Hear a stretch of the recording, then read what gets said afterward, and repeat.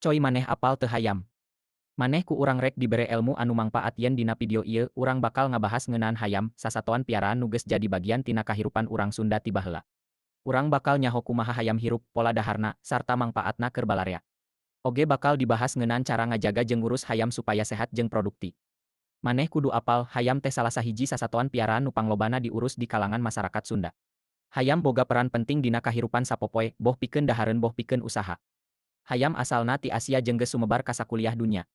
Di Tatar Sunda, hayam biasana diurus biasana ditukangeun imah-imah pikeun nyumponan kabutuhan daging jeung endog. Aya rupa-rupa jenisna hayam teh, ti hayam kampung anu kuat jeung tahan banting nepi ka hayam pedaging jeung hayam petelur nu diurus sacara khusus. Dina pola daharna, hayam teh omnivora, bisa dahar parab alami ciga hama, sisikian, jeung tutuwuhan leutik. Hayam oge boga kabiasaan milih dahareun nu sehat pikeun ngajaga kasehatanana. Hayam teh oge mangrupa sasatoan nu pinter adaptasi jeung lingkunganana. Masarakat Sunda ngagunakeun hayam pikeun usaha ciga diurus nepikeun ka dijual dagingna, endogna, oge keur acara tradisional. Penting pikeun ngajaga hayam supaya tetep sehat ku cara nyadiakeun parab nu cukup, cai bersih, sarta ngajaga lingkungan kandang supaya bersih ti panyakit. Kalayan ngajaga hayam kalawan bener, hayam bisa ngahasilkeun daging jeung endog anu bermutu, nu bisa jadi sumber penghasilan tambahan keur kulawarga.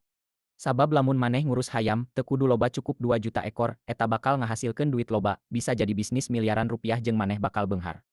Harga hayam ayeuna teuing sabaraha, beda-beda gumantung kana jenisna.